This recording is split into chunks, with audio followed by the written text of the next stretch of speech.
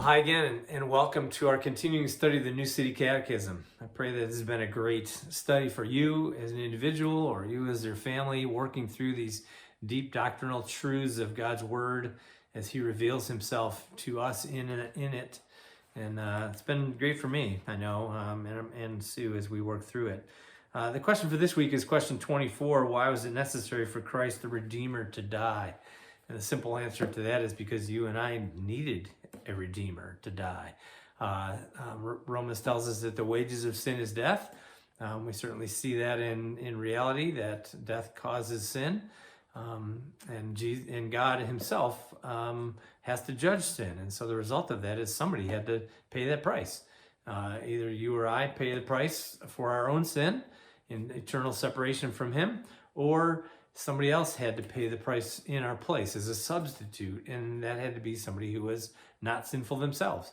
And so the God-man, as we learned the last 2 weeks, Jesus Christ, came and lived a perfect life, sinless, and so the result of that is that He was qualified to pay the price for your sin and my sin, and take it upon Himself on the cross. And so that changes everything. That's a game changer for us. That's the gospel of Jesus Christ.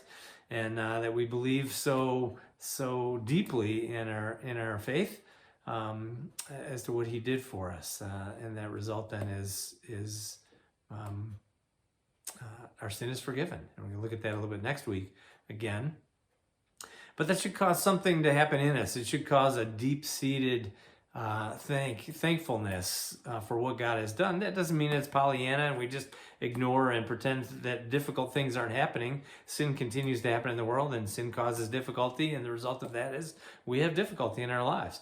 But even through the midst of the difficulty that we face in life, God is still there. He's still good. He's still gracious. He's still merciful. And He has paid the price for our sin. And so there's this, even in the midst of hardship, there's this deep-seated confidence and sufficiency in knowing that Jesus came and paid the price for my sin, and ultimately I'm forgiven. And so the result of that then is I begin to live a life of thanksgiving, just praising Him. I rejoice each day, no matter what's going on in my life, but I can rejoice in what God has done for me. And you can do that too as we bring it home.